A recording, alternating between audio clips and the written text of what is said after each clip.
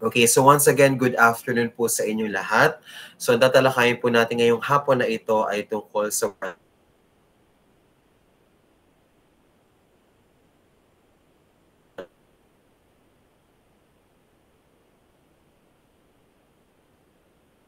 yung nilalaman ng ating learning guides. Kasi hindi naman po lahat ng detalye na nasa learning guides ay na-mention natin during classroom discussions. Kaya it always pays na basahin intently ang ating learning guides. So allow me to share my screen with you.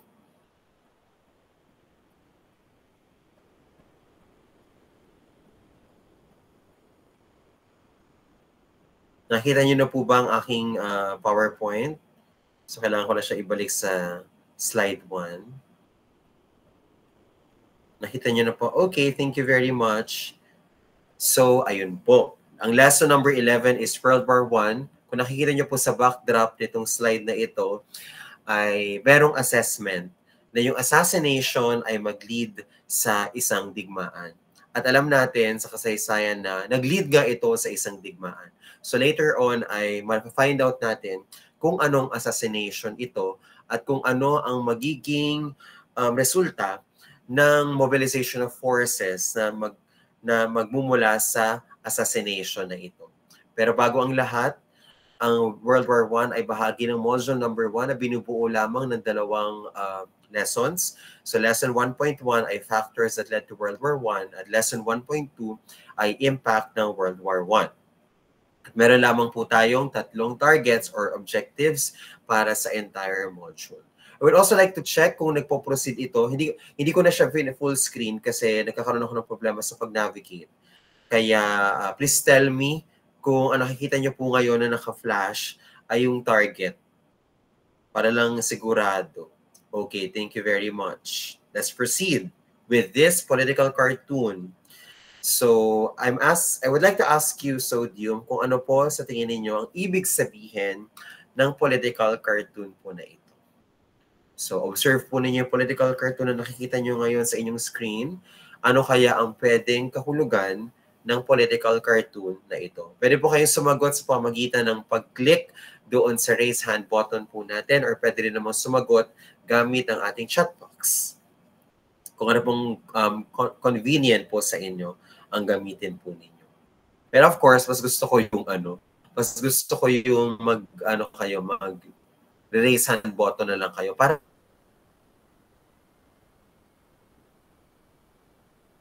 so once again, ano sa tingin nyo ang kahulugan na ito? Anyone who wants to share?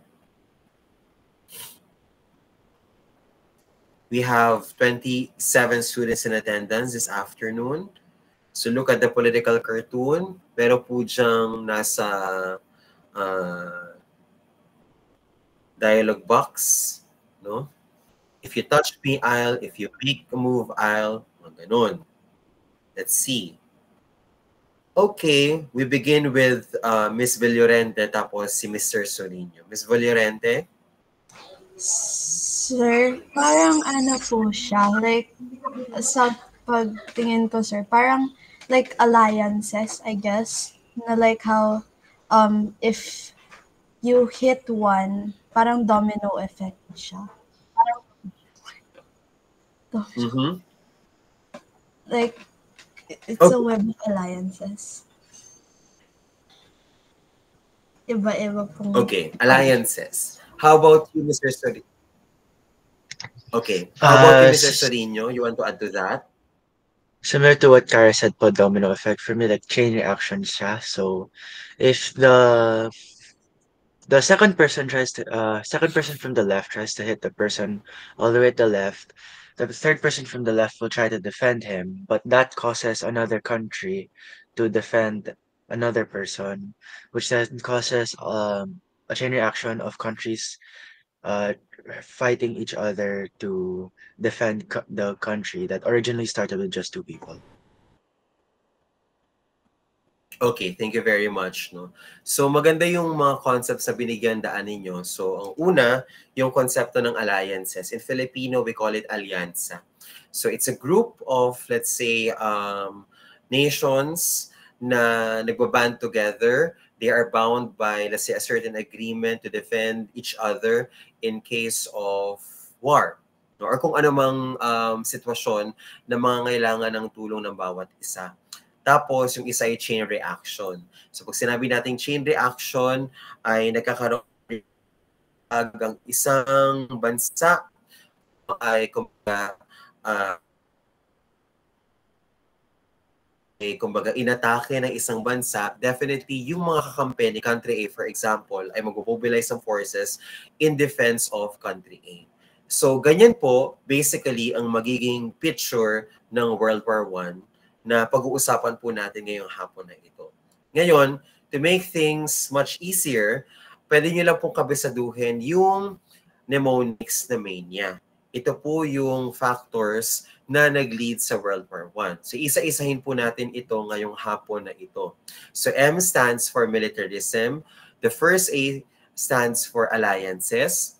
N stands for nationalism. I stands for imperialism. And the second and the last A stands for assassination. Yung kaninang nasa backdrop po ng first slide natin na parang may thinking na that assassination, kung sino man yung na-assassinate doon, yung event na yon would be a catalyst, no, for the start of a war. And we know very well na nag-start na nga talaga ito ng isang digmaan. So let's begin muna with letter M, militarism po.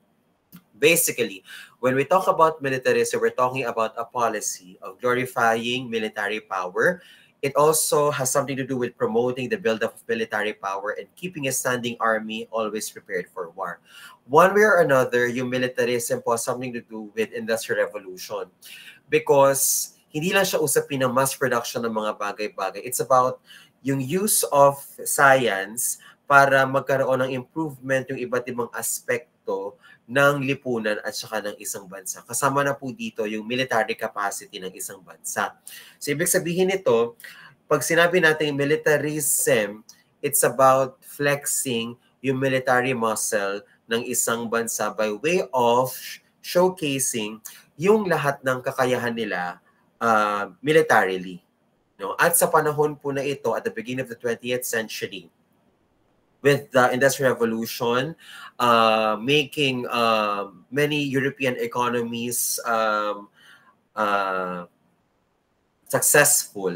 At the same time ay makikita natin na kakailanganin ng mga bansa sa Europa na ipakita rin na kaya nilang na magpakita ng tinatawag natin na military muscle po.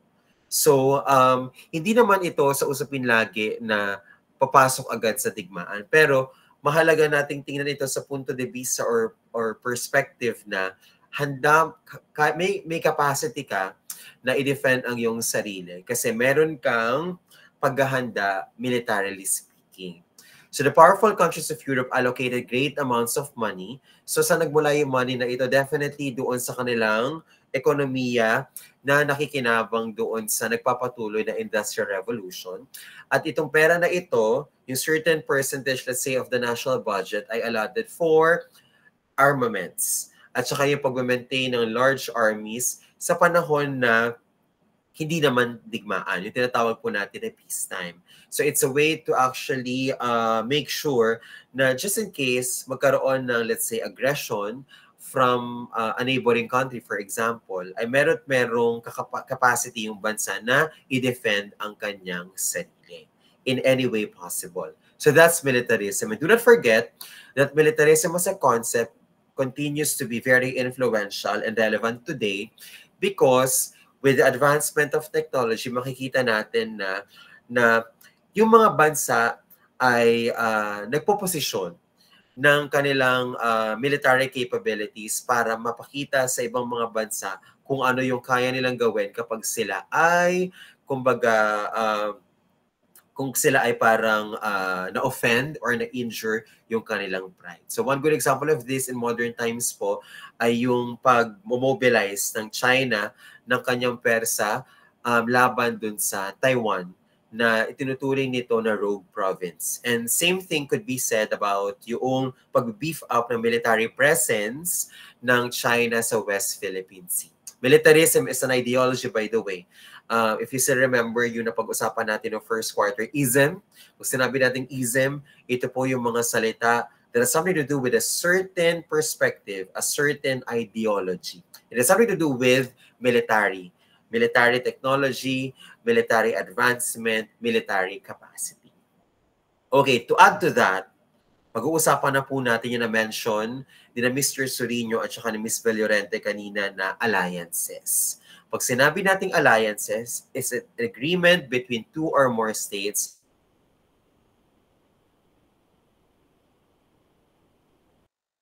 for their mutual benefit. In the time of, and in the context of providing military support, definitely. Pero in the case of, let's say, peacetime, it's about actually providing mutual aid, economically speaking, sa mga bansa na merong ka-alliance or kaalyado mo. No? So that's very, very important in a time of international interrelationships. No? Mahalagang-mahalaga na meron kang mga kampe na pwede mong puntahan, pwede mong hingan ng tulong kung ano man yung kinakailangan mo. Ngayon, in the context of World War I, tignan natin paano yung galaw ng mga alyansa na ito. So Germany began making alliances to keep France isolated and deprive it of its allies na inaasahan niya na pwedeng tumulong sa France para ma-regain yung nakuha ng Germany na teritoryo nito na Alsace and Lorraine. So Otto von Bismarck, the German Chancellor, made an alliance with Austria-Hungary and Italy in 1882 at ito ay tatawagin po natin na Triple Alliance. However, in 1887, makikipag-alyansa din ang Germany sa Russia, pero itong alyansa na ito ay ipinapalagay ng Germany na hindi talaga magtatagal dahil yung kaalyansa niya ng una ng Austria-Hungary ay merong parabagang deep-seated tension and potential na conflict with Russia. Okay, later on malalaman ninyo ano yung parang puno or ano yung ugat or root ng potential conflict na ito sa pagitan ng Austria or Austro-Hungarian Empire at saka ng Russia. Kaya ang Germany ay hindi talaga nag-push through ng pakikipag-alyansa sa Russia. France, no? Because nasa-threaten siya doon sa mobilization of forces, yung pag-form ng alliances ng Germany ay, kumbaga, nag-seek din siya, of course, ng kanyang sariling alliance. No? So when the alliance with Russia and Germany ceased to exist because of a potential conflict with Austro-Hungarian Empire, France allied with the former in 1894.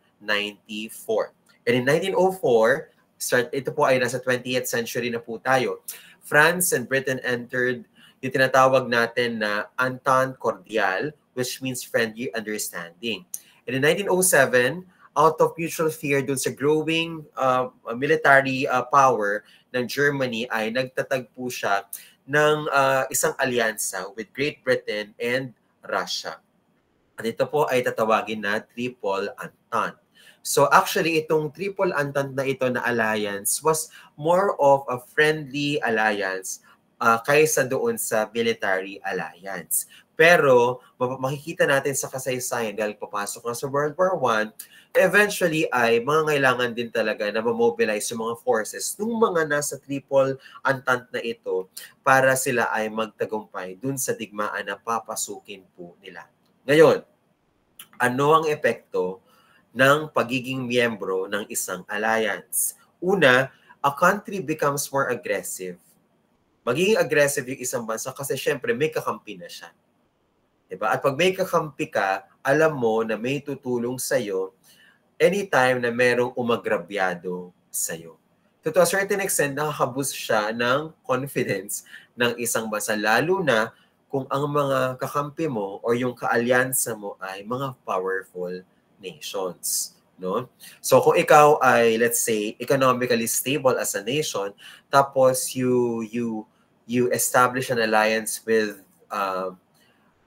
of course, economically stable countries as well, definitely, mas mabuboost talaga yung moral mo as a nation na alam mo na na may security na maipoprovide sa iyo just in case, no, na pumasok sa isang desisyon, let's say na may kinalaman sa digmaan, for example.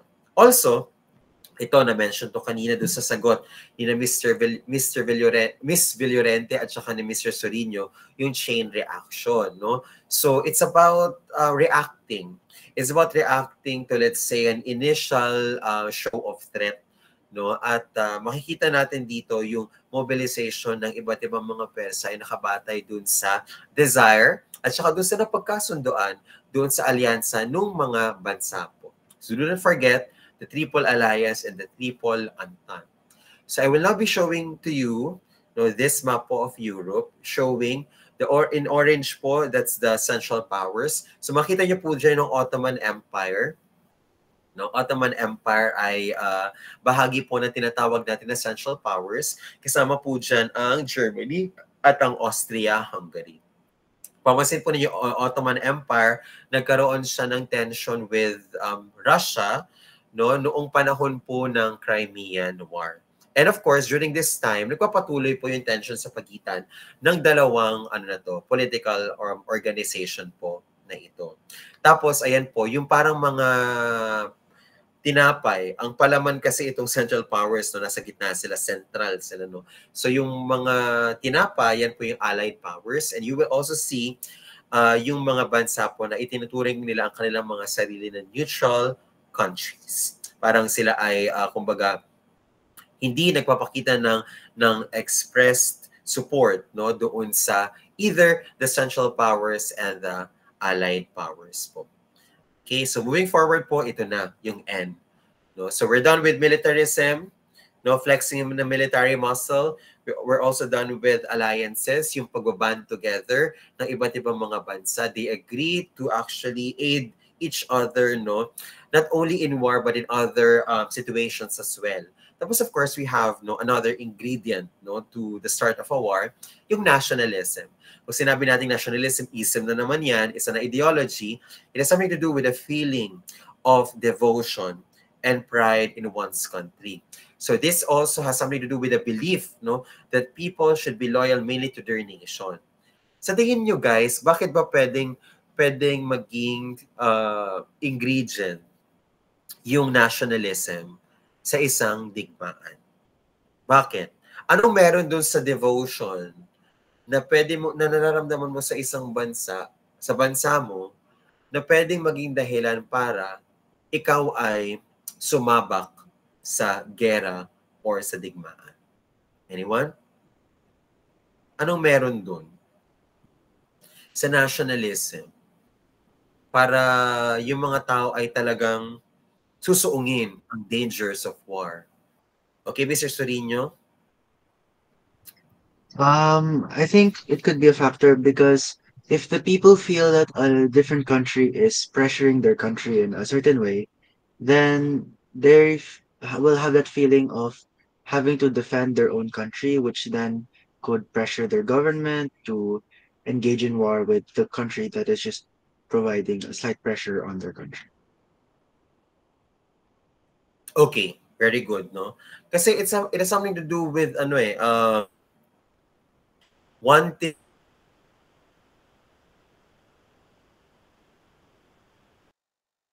tarnish na national identity, na ini-inform definitely ng nationalism.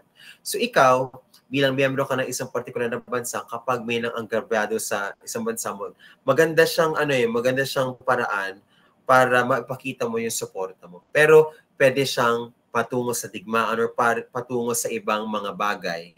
No, lalo na ngayon na sinasabi nila na parang hindi dapat kailangan idaan lagi sa digmaan. Pero pwede pa rin magpakita ng suporta sa bansa sa pamamagitan ng iba't ibang mga bagay na pwede natin gawin. Pero during this time, definitely there's something to do with fighting for your country kapag yung bansa mo ay pinili na pumasok at sumabak sa isang digmaan. So may mga examples po dito. So halimbawa, yung French nationalists wanted to regain Alsace and Lorraine na kinuha ng Germany, while German nationalists wanted to expand their territory and power, kaya niya kinuha yung Alsace and Lorraine na dati ay bahagi ng France.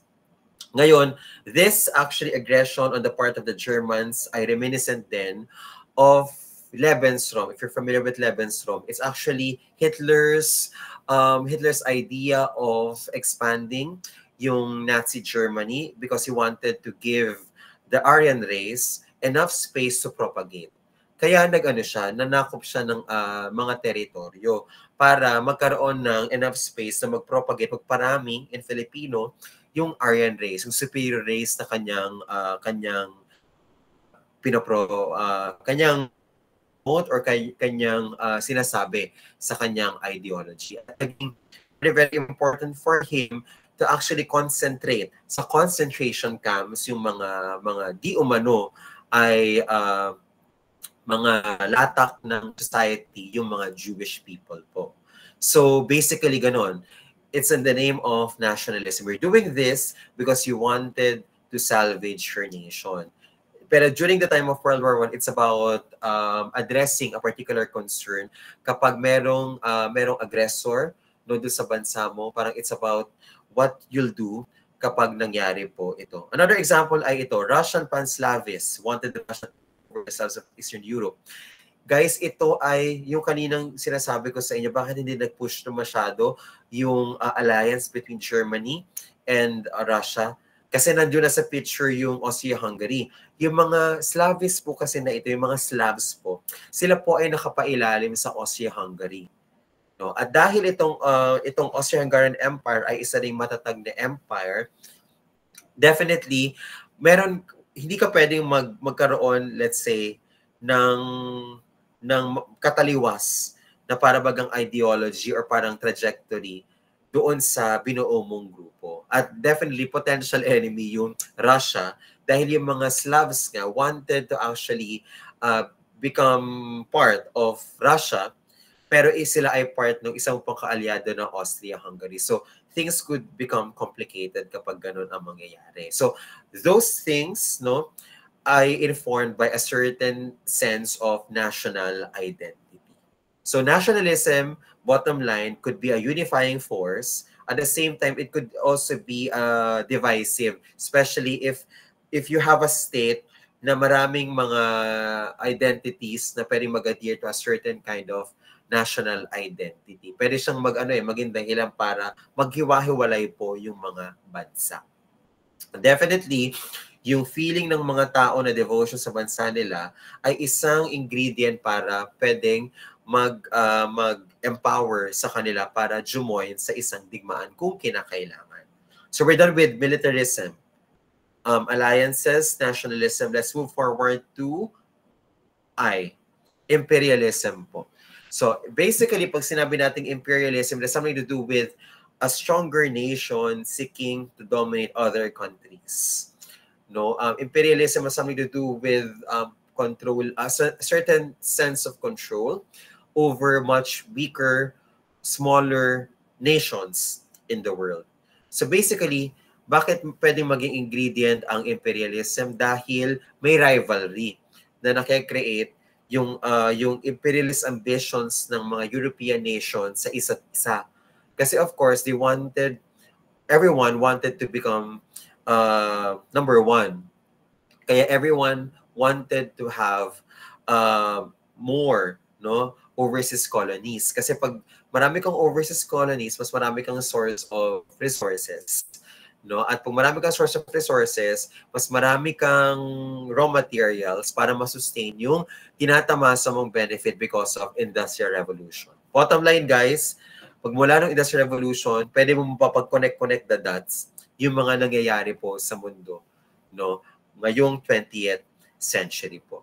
So imperialism is one ingredient as well. So these countries felt the need to expand their territories as well, no, at yung rivalry could actually be seen kapag nagkaroon ng overlap sa mga territorial claims na ito. Pwede talagang magpatayan yung mga bansa kasi alam nila na kailangan na ilaban yung mga teritoryo kasi pag nilaban nila at nagtagumpay sila at mapanatili nilang sa kanila yung possession nito, that could mean, let's say, millions of dollars para sa kanila. Kasi, of course, may mga resources na every now and then ay pwede nilang ma-replenish, and that could actually affect yung kanilang economic status. And the last one is this one, assassination. Someone will be assassinated. No? At ito ay tinutukoy na immediate cause ng war.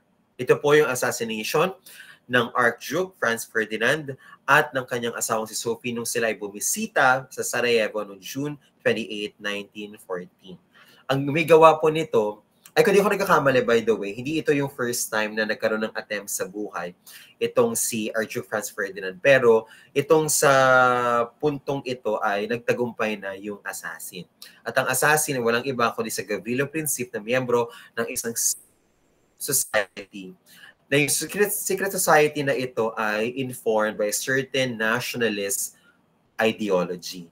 Yung may kinalaman sa Serbian nationalism po. Kasi yung pangalan po ng grupo ay yung Black Hand Movement po.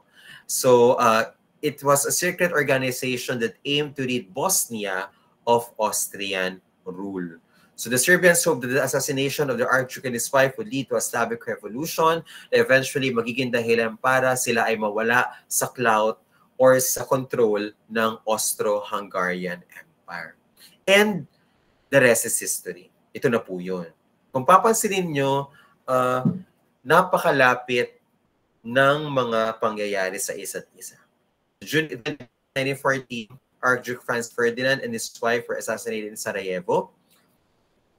Tapos July 23, 1914, magsisend ang Austria sa Serbia ng ultimatum of many demands na pag hindi tinanggap ng Serbia ay magiging dahilan para mag-declare ng war ang Austria-Hungary sa Serbia.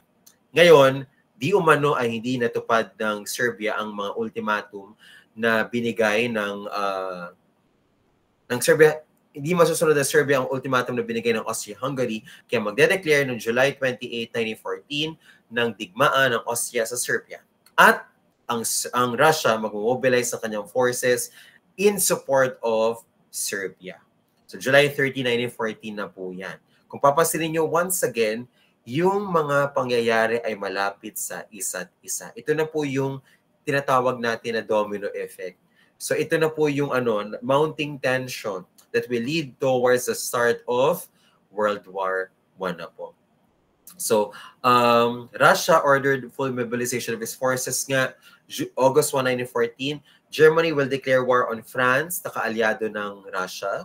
So, ayan, bahagi ito ng alliance system na kapag inaway yung kakampi mo, of course, bahagi ng mutual support ay mag-declare ka din ng digmaan doon sa kaaway ninyo.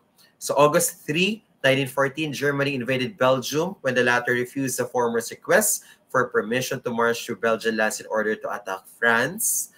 No, because Belgium wanted to maintain its neutrality. And when that was violated, no, Great Britain was somewhat compelled to enter the war in defense of Belgian neutrality. So that was in August 4, 1914, and also as a way to support yung kaalyado niya rin na France and Russia. Tapos August 6, 1914, ayan, Austria declared war on Russia. So makikita natin, you can just imagine the mobilization of forces in different parts of Europe, pero operating on two camps lang, yung Triple Entente at saka Triple Alliance, the Central Powers and the Allied Powers po. So you see here a map of Europe. So you have here the Palaman, no, the one in orange po. You have Austria-Hungary and Germany. Tas, of course, may involved po dito yung Ottoman Empire din. Ang dahilan daw ng Ottoman Empire for its involvement ay nagagamble yung Ottoman Empire kasi at the beginning of the 20th century, it's crumbling, no?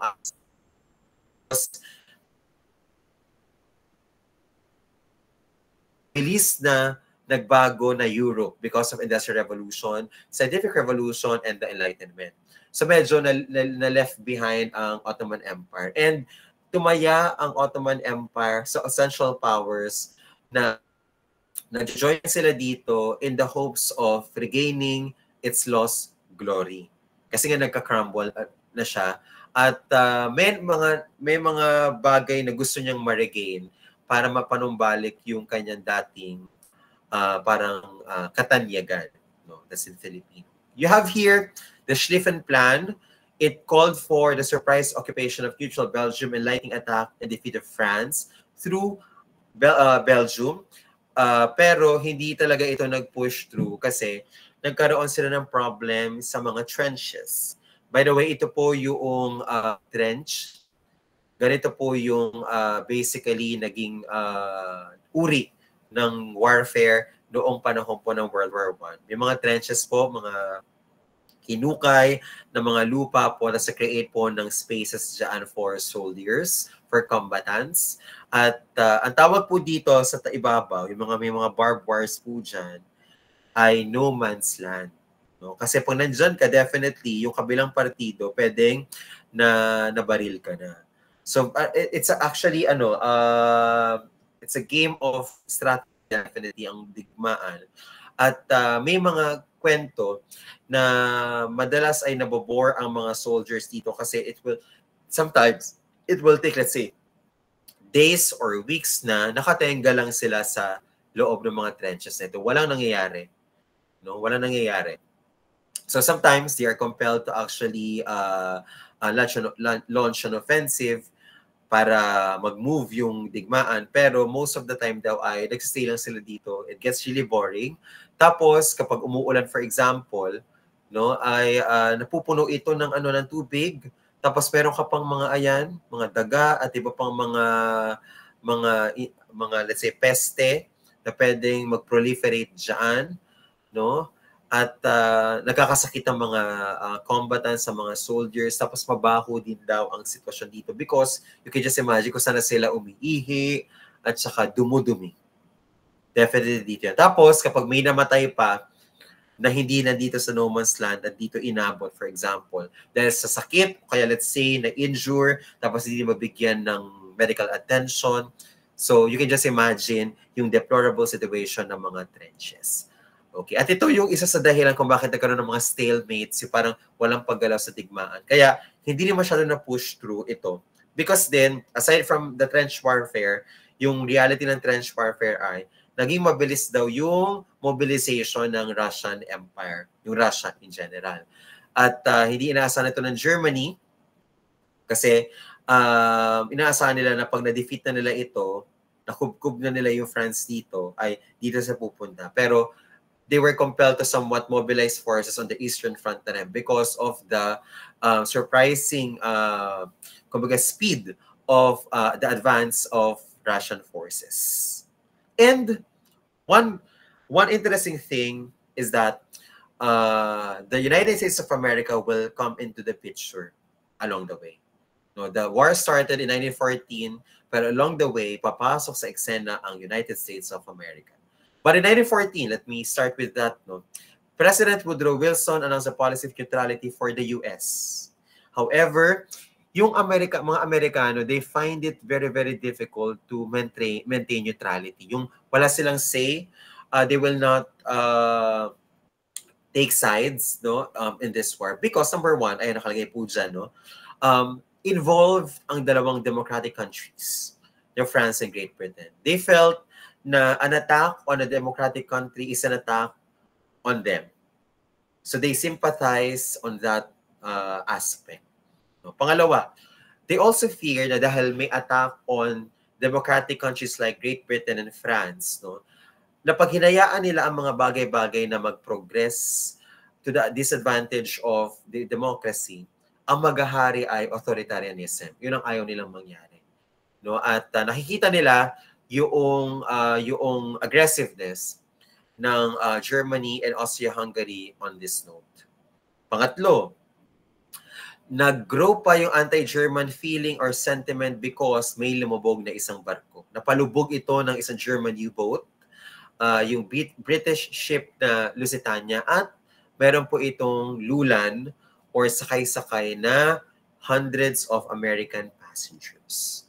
So makikita ninyo mounting, parang brewing talaga yung desire ng mga Amerikano to get involved in this war. No? At ito yung sinasabi nila na pinakadahilan kung bakit parang napuno na talaga ang mga Amerikano, the American government, at nag-decide ito na nung April 1917, magde-declare na siya ng war on Germany. At ito po yung tinatawag natin na Zimmermann Note. Ano ito?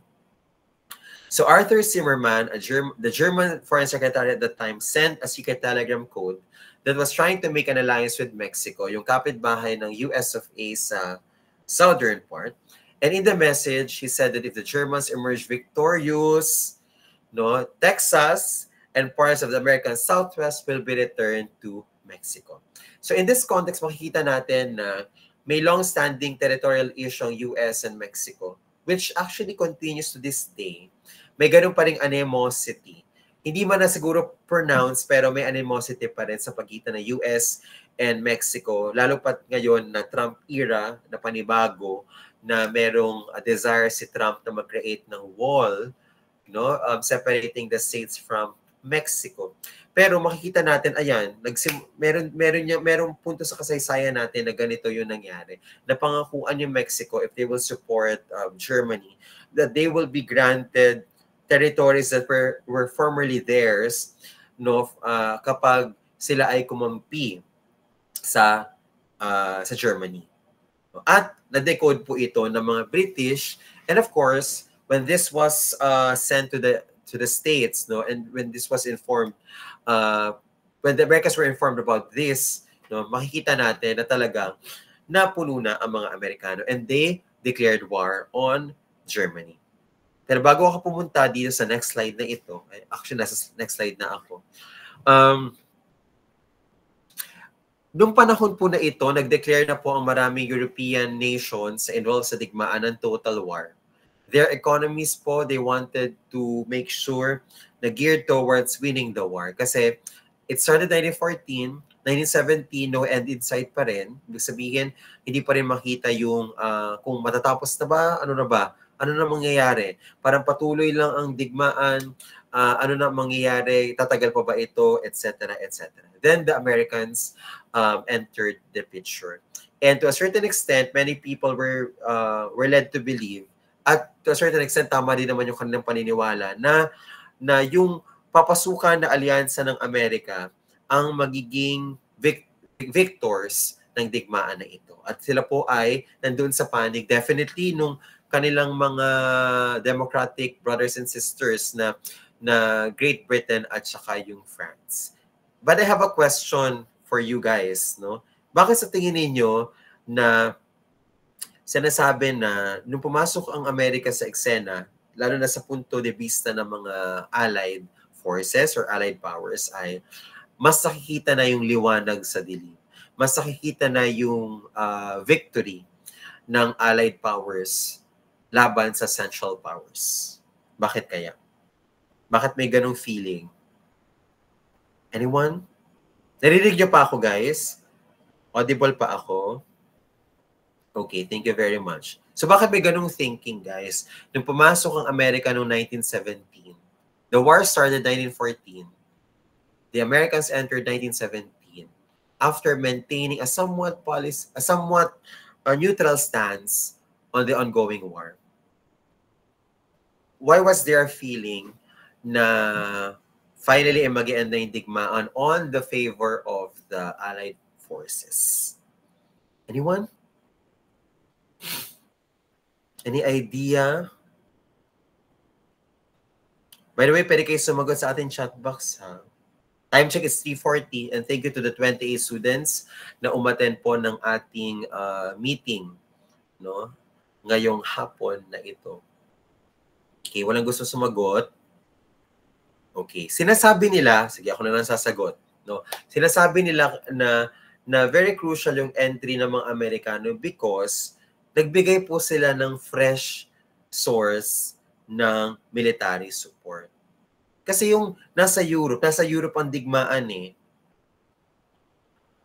Pagod na yung mga bansang naglalaban sa isa't isa. Most of them have exhausted much of their resources. No, especially when they declared total war na. Ibig sabihin, their economies will be geared towards creation of armaments, para talagang itotodo na nila ito para makita na nila ang katapusan ng digmaan na ito. And of course, in the hopes of winning the war. And the Americans, when they came into the picture in 1917, definitely they offered fresh support. And also, may casualty man, let's say sa mga sa American forces, pero generally ay hindi naman talaga naapektuhan ng bonggang-bonggang-bongga ang Amerika because the war was not in the States. Geography. Ang Amerika po ay nasa kabilang ibayo ng mundo. Ang digmaan primarily ay nangyayari sa Europa. So meron na sila papadalang forces fresh, no? Ito ay makakatulong talaga doon sa pagod na pwersa ng Allied powers. So definitely, to a certain extent, that would boost yung moral ng Allied powers. Kasi yung mga nandun nga ay exhausted na from a very dragging war. Kasi nung may nabasa ko sa Horrible History, no, kung alam niyo po yung book na yun, it's a very insightful book. No, series yun actually. I have for World War I at World War II. Parang inaakala kasi ng mga combatants, no, when let's say no nag-declare na ng mga war sa isa't isa sa iba din mga bansa, Austria sa Serbia, tapos Russia sa ganito, Austria-Hungary, at iba-iba pa yung mga nasa alliances. They really thought na hindi magtatagal yung digmaan, pero ayun na nga, tumagal na siya. Nag-drag na talaga siya ng 2-3 taon. And people wanted to have an end to that war. Kasi of course, it could really be exhausting. Kasi economically speaking, di ba, naging matter of na siya, survival na din talaga ng mga tao na parang kailangan na magkaroon ng katapusan ito. So moving forward, you see here, no, additional information. This is not in your learning guide. Ito po yung soldier equipment in World War I. So, ayan po. Well-equipped, we have a gas mask, ammo pouches, bayonet, water bottle, rifle, you have helmet, cape, haversack, uniform definitely, puttees, and boots. So, basically, ganito po ang get-up ng isang soldier noong World War I. Ngayon, ayan, no, since di naman tayo grad school, kaya hindi tayo nag-dig deeper into the many things that took place during World War I, tumalo na tayo dito sa digmaan na ito. So once again, assassination, yung sinasabing immediate or yung nag-trigger sa digmaan na ito na na-aggravate na alliance system, triple alliance, tapos triple entente. No? Tapos nangyari na yung mga nangyari, pumasok ang Amerika, no, may mga casualties. Ito po ang resulta ng World War I. Mag-start tayo dito. Definitely, millions of dead, wounded, or homeless people. Digmaan, guys, eh. So, definitely, magkakaroon yan ng massive devastation, no? Loss of properties, deaths, no? Utang at saka kamatayan mismo, physical, no? Maraming mga namatay ng mga tao. Maraming nawala ng tirahan. Trabaho, definitely. Ang ekonomiya nga ay nag-gear towards total war. Walang businesses. So lahat ay, kumbaga, sumadsan. The world economy was damaged, definitely. No, kung yung mga bansa sa Europa, sila yung leaders ng Industrial Revolution, sila yung leaders ng industrialization in general, definitely, in a world na during that time ay to a certain extent interconnected na sa isa't isa, definitely, kapag nasira yung primary arena ng industrialization, meron siyang repercussion sa buong mundo. And definitely, magkakaroon ng changes to society. So ito ay pwedeng ma-manifest sa, let's say, sa itsura ng isang bansa, no, the moment na sila ay magre-rehabilitate na. Pangalawa, and I think this is very, very important to focus on, yung sa psychological na impact, no? Yung sa trauma na na-create ng digmaan. So you can just imagine yung epekto sa isang tao na yung kanya mga magulang, mga kapatid, kamag-anak, kunyari siya lang yung natira. No? Actually, maraming pelikula na na tungkol sa digmaan na may ganyang klase ng mga depiction, you can just imagine yung psychological trauma created by that situation. So even yung changes, let's say in literature, magmamanifest dyan yung yung echoes of war along the way. And also, magkakaroon ng dismantling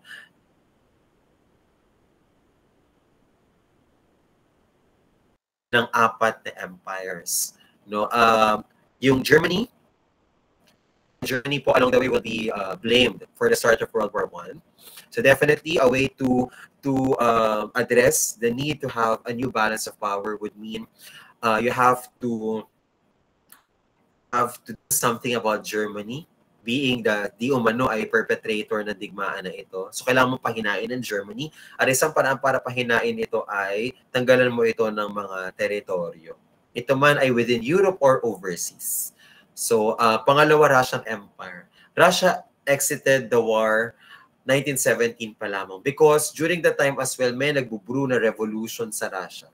Yung Russian Revolution na pag-uusapan natin one of these days. Also, yung Ottoman Empire na parang tumaya, nag-gamble na parang kapag nanalo itong Central Powers, victors, they get to decide yung mangyayari sa mundo, no, sa sitwasyon after the war. Unfortunately, they sided with the Central Powers who were defeated.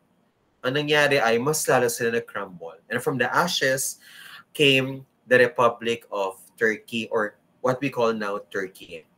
Also, yung Austro-Hungarian Empire also got dismantled po as a way to actually redraw yung tinatawag po natin na political boundaries that would actually be part of addressing the need to have a new balance of power post-war. Ayun yun, related yung 4 empires breaking up to new nation states being set up. Okay, so moving forward, malapit na po ito. By 4, we're done. So effects of the Great War, ayan, around 8.5 million combatants according to Beck et al. 2012 data, ay died due to the war, 8.5 million combatants. More or less 21 million were wounded, and an estimated $338 billion were lost. You can just imagine kung ano yung epekto niyan sa, hindi lang sa European economy, kundi sa world economy. Let us also not forget the 10 million civilians who died. So kahit hindi sila nasa front lines, dahil alam nyo naman ang nangyari sa digmaan, it's as if nafi-freeze yung flow. No? Then everyone gets into survival mode na kahit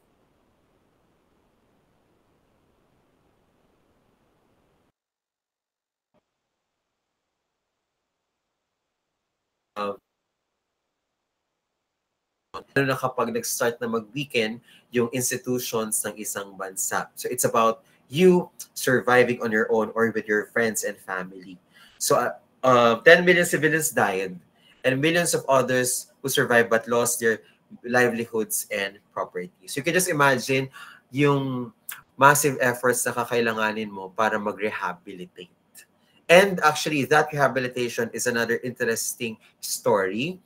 At papasok sa eksena dyan ang US of A, pero i-reserve ko yan for later, for later chika. Okay. Legacies of war. So number 1 is the establishment of international organizations. The most notable one was the establishment of the League of, not Legends, but League of Nations. No? So it was to promote long-lasting peace. So parang may desire na wag na maulit kung ano yung nangyari. Kasi we've seen the damages, we've seen the devastation. So we don't want na maulit pa ito. Magtatag tayo ng isang organisasyon na magme-make sure na hindi na papasok ang mundo sa isang digmaan. And that's the League of Nations. Let me ask you, Sodium, may League of Nations pa ba? May narinig pa kayong may League of Nations pa ba? So tingin nyo nag-exist pa siya? As an organization, you can answer yes o mag-answer ng yes sa chat box natin. Yes or no? Nag-exist pa ba siya? Yes or no? Let me see sa chat box po natin. Yan, naghihintayan pa ng sagot eh. Oo. Magbabandwagon ba?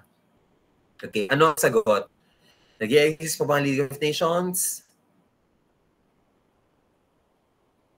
Okay, hindi na po siya nag-exist. No? At isang dahilan kung bakit di siya nag-exist ay at dismantle na rin siya dahil hindi niya na-prevent ang pag-start ng isa pang digmaan. Namely, World War II. Kasi after World War II, no, to make things simple, na-establish ang United Nations. Ang tanong ko, may United Nations pa ba? May United Nations pa ba, guys? Yes, may United Nations pa. So, kahit hindi perfect ang trabaho ng United Nations and every now and then we hear criticisms about, let's say, yung power play within the United Nations as an intergovernmental body, no? Makita na kahit papaano ay nakakatulong naman ang United Nations to prevent the escalation of a war para maging ito ay isang global war. So hindi nagampanan, bottom line, ng League of Nations, yung kanyang tungkulin na ma-prevent ang isa pang digmaan kasi nauwi nga tayo sa World War II. Okay, tapos, another legacy of the war ay yung engagement of the women in the workplace. Kasi yung mga lalaki, sila yung mga combatants eh. So definitely, kailangan mag-step up ng babae, ng kababaihan. At sila po ay nag-occupy ng iba't ibang mga positions. So previously, ay hindi iniisip ng society na kaya ng mga babae. So they also got involved in the war effort, though they are not occupying yung front lines. But definitely, mahalagang yung support nila in the victories of nations na nagtagumpay, no, doon sa digmaan po na ito. So, to a certain extent, nagbago ang pagtingin sa mga babae. Kasi napatunayan ng mga babae na in times of adversity, katulad po ng digmaan na ito ay nakapag-step up sila at nakapag-contribute sila significantly to war efforts. Also, advancement of technology. So once again, when the scientific revolution happened, tapos the industrial revolution happened, even yung military po, actually, yung military aspect ng bawat bansa also increased because alam na ng tao ngayon kung paano pwedeng magamit ang science and technology, ang science, para mas mag-improve pa yung kanilang military capacity. Kung tatalon tayo sa kasalukuyan, makikita ninyo ang laki-laki na ng improvement at ng pagbabago ng military capacity ng mga bansa. If you're familiar with that, air,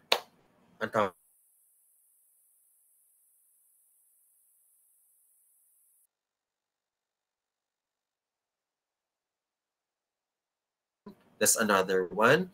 So makikita ninyo, no, yes, may conflict pa rin ng mga tao pero nagiging high-tech din. High-tech na din ang war natin. So during this time, ayan, they made good use of technology talaga para mag-improve ang kanilang military technology, ang kanilang military capacity. Pero of course, hindi na lang siya sa usapin ng ma-prevent yung digmaan, but at the same time ay mas nagkakaroon sila ng pagbo-boost doon sa kanilang moral as a nation na we can actually defend ourselves kasi we have allotted, no, a significant portion of our, let's say, national revenue sa pagtuklas at pag-improve, pag-innovate ng mga during this time ay ginagamit ng mga military technology.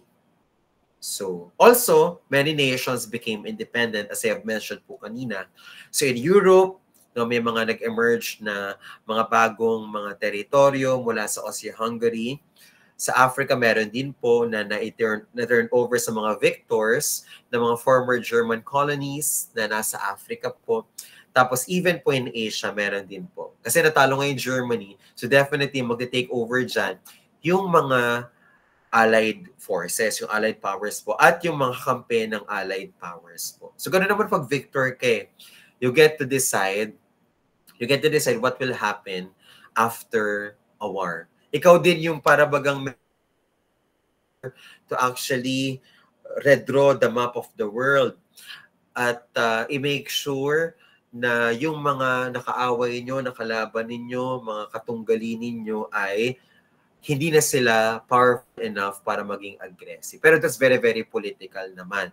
No, kasi ang tawag nito, pag sa digmaan naman, pareho namang may aggression na nangyari sa pagitan ng dalawang partido. Pero ayun nga, well, reality, kung sino yung victor, they get to decide. And even though in the writing of history, if you're familiar with that, kung natalakay nyo sa grade 7 history, the victors daw get to decide kung paano yung perspective ng narrative magiging favorable to them. Okay, it's very good na we entertain different kinds of, let's say, narratives din para makita natin yung iba't ibang mga tignan natin paano mabubuo natin yung picture, no? Kasi of course, yung pagsusulat ng narrative sa kasaysayan ay may politics involved din siya. Okay. And we end with this quote. So I still have mga 4 minutes. 3 minutes. Okay. So sabi dito ni Haruki Murakami, the Japanese author, there's no war that will end all wars. I would like to ask you, Sodium, kung ano ang ibig sabihin kaya ng quote na ito ni Haruki Murakami. There's no war that will end all wars. Anyone?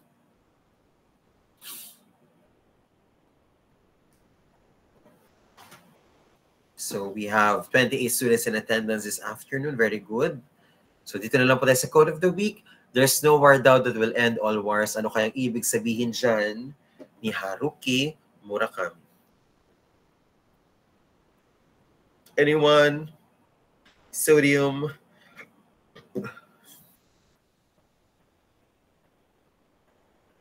Anyone po? I think hindi naman ganun kahirap yung quote of the week natin. Okay. Miss Villorente? Sir, something to do with there's no such thing as permanent peace. Like conflict will always lead to further to more conflict. Again, sorry. Violence ba yung nadinig ko na dulo mo? Miss Villorente. There's no such thing as permanent peace. So like conflict leads to more conflict. Okay.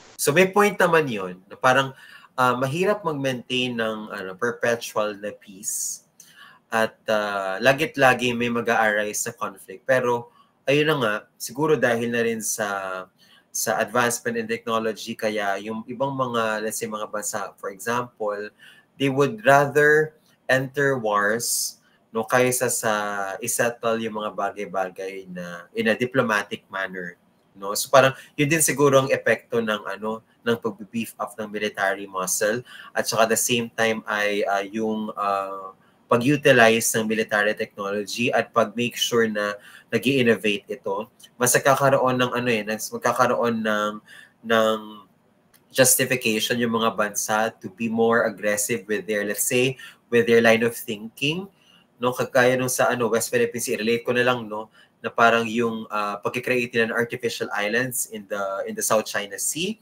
At the same time, yung presensya ng kanilang military power doon sa bahaging ito ng South China Sea, sa West Philippine Sea nga, ay isang parang to a certain extent invitation na parang nagpapakita talaga sila ng parang kagustuhan na i-push ito. Pero tayo, nakadepende sa atin, how do we deal with that, no, kind of aggression?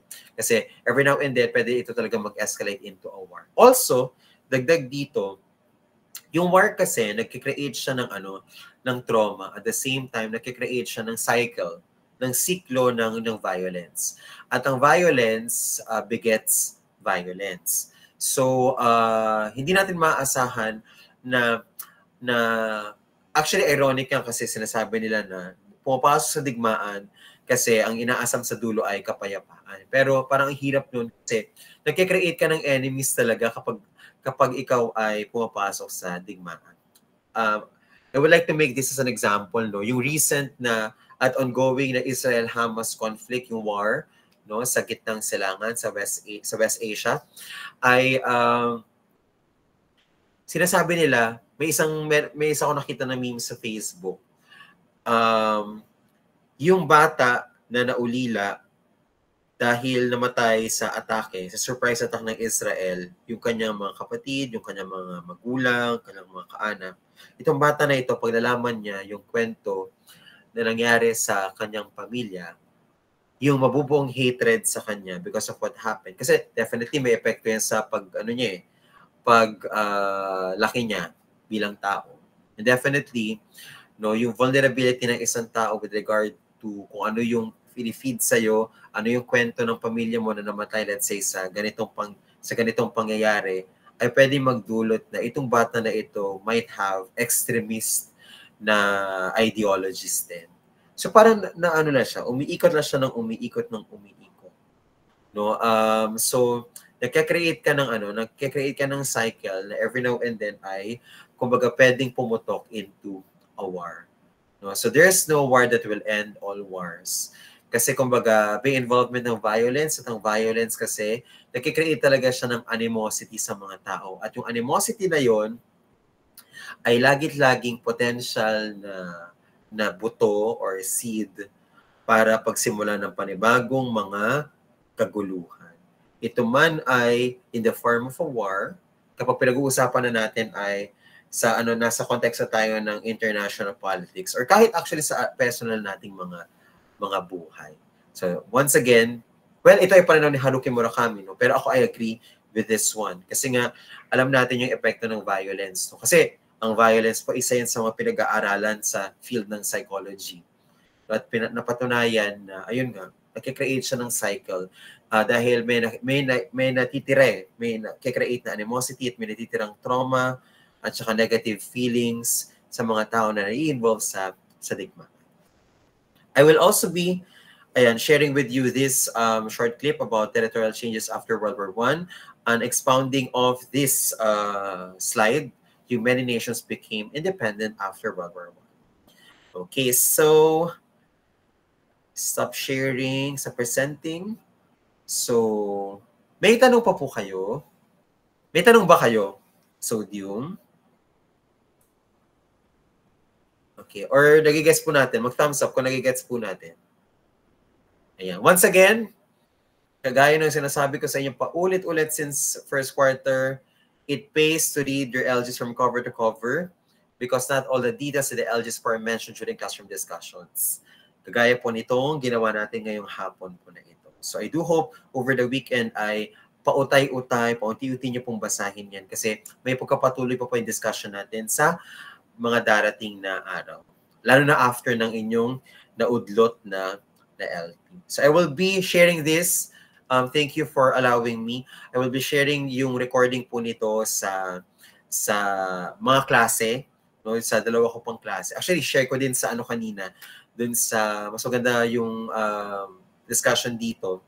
So share ko rin dun sa Beryllium yung recording po nito. So kung wala pong tanong, patuloy po kayong mag-ingat at maraming salamat. Do not forget kayo ng deadline ng inyong Nationalist Project Research. Huwag isa-send sa aking Pisay email, sa personal email ko. May instructions ako specific dun sa Google Classroom. And with that, goodbye, Sodium. See you next week po. Goodbye, guys. Bye, sir. Thank you, sir. Bye. Thank you.